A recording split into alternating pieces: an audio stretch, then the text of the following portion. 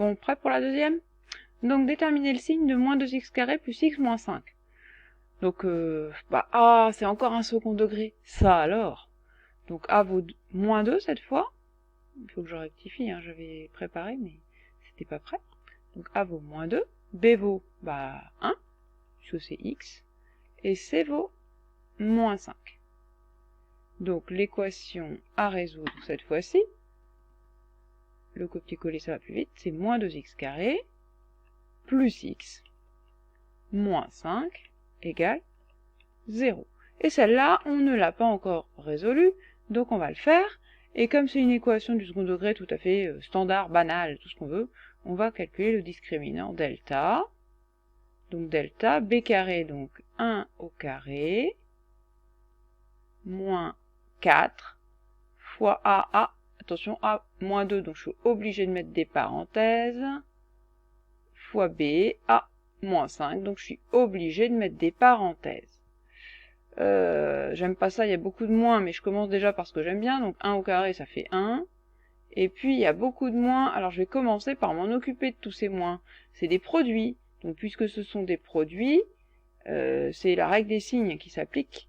Donc j'ai un signe moins avec un deuxième signe moins avec un troisième signe moins, et on multiplie tout ça ensemble, ça va faire un gros signe moins. Donc je vais avoir ici un moins, et après je fais le calcul de 4 fois 2 fois 5. Donc on fait ça dans l'ordre qu'on veut, moi je préfère faire 2 fois 5 d'abord, ça fait 10, et 4 fois 10, ça fait 40, donc moins 40, ce qui nous donne 1 moins 40, et 1 moins 40, comme vous le savez tous, ça fait moins 39, si vous ne le savez pas, vous allez réviser les nombres relatifs. Évidemment, je vous ai tout remis. Donc moins 39. Et quand delta est négatif, que se passe-t-il? C'est le cas facile, delta est négatif. Donc l'équation n'a pas de solution. Pas de solution, ça ne veut pas dire qu'on s'arrête en disant il n'y a pas de signe. Pas de solution, ça veut dire que la courbe ne coupera jamais l'axe des abscisses. Donc, il faut savoir comment est cette courbe maintenant. Et pour savoir comment est cette courbe, il faut utiliser, comme toujours, le signe de A. Ici, A vaut moins 2. Donc, puisque A vaut moins 2, il est négatif. Et ça nous donne donc une jolie parabole, mais cette fois-ci qui ne regarde plus vers le haut, mais vers le bas.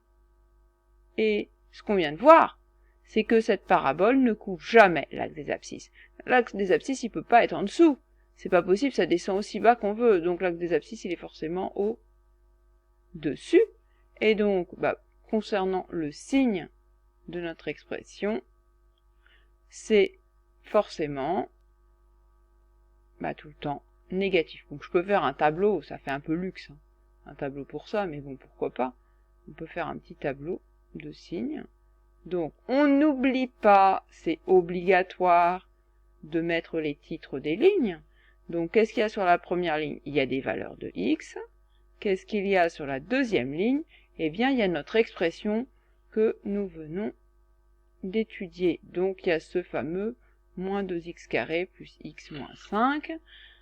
Et nous le remettons là, c'est obligatoire, j'insiste. Ça veut rien dire un tableau s'il n'y a pas des titres partout. Donc ensuite, on va mettre notre moins l'infini et notre plus l'infini. Et puis entre les deux, qu'est-ce qu'on met? Moins 39? Oh, ça fait vide, hein. Oh là là, qu'est-ce que ça fait vide? Je mettrais bien moins 39, moi. Ben non, résistez.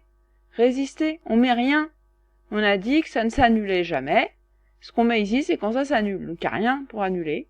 En revanche, le signe, il est tout le temps négatif. Donc on met un beau signe moins qui prend toute la place. Et comme ça, on a fini.